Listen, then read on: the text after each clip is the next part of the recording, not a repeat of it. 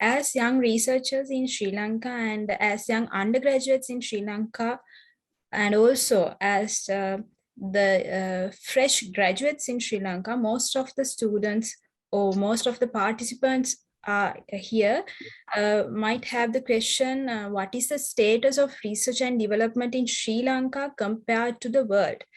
So Dr. Prabuddha, please explain us about the status.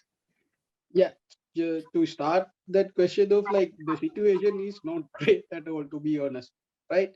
So if you take like this map shows the R&D expenditure in the world in each and every country as per percentage of their GDP. So if you see like the biggest countries are Korea, Japan, United States, China, Germany, all these European countries, Scandinavian countries. And if you take Asia, you have Singapore, as I said, China, India is somewhere there, but you can see like it's even less than 1% of their GDP. So Sri Lanka is it's close to zero, right? So if you don't think so, that this is a fact and this is a problem. So if you don't invest on R&D, you won't get anything out of. So what we spend on R&D in Sri Lanka is very less. So how we can change that around so it won't come.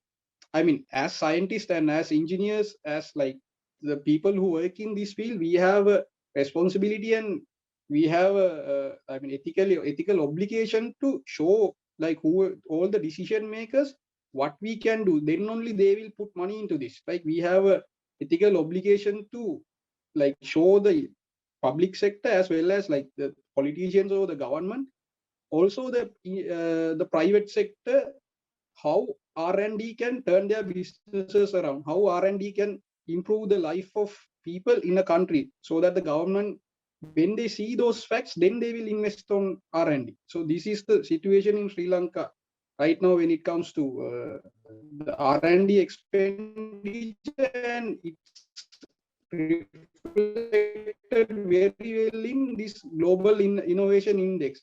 So these comes out every year, done by World Intellectual Property Organization WIPO. So they rank 113. They ranked in 2021. They ranked 113 countries, right? 85th point. So we are like at the very bottom of innovation index. So if you take like the specific numbers, right? So knowledge and technology output on your left, you can see knowledge and technology outputs. So out of 100, the first column shows like what's the, I mean, the score that we got. So knowledge creation, it's only 7.7 out of 100, right? Knowledge impact is just 26%. Knowledge diffusion is 25%. So creative outputs also like it's like 20%, 13%. So this is a trend that we need to change like rapidly. So the thing is like we need to, so it's our responsibility. So we have to show like as the younger generation and as the people who understand this, like we have an obligation to go and show the decision makers like this is how it can be done, right? So the first step to that is like understanding where we are at now. So that's what we are trying to do here, right? So when it comes like the biggest innovative countries and economies in the world, so you have all these like most of the European countries, Scandinavian countries, right? Then you have US and Korea, right? So what's the difference between these countries and Sri Lanka? That's what you need to look at.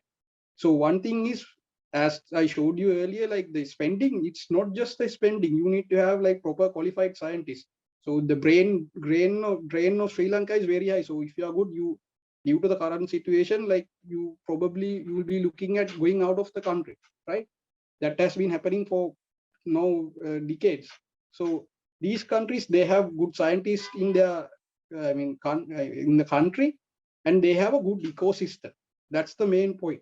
So it doesn't matter like you have the best product, best technology in the world. If there's no no company or no industry to put money and scale it up, that won't go anywhere. It's just a technology in the lab, right? So you need to develop this ecosystem.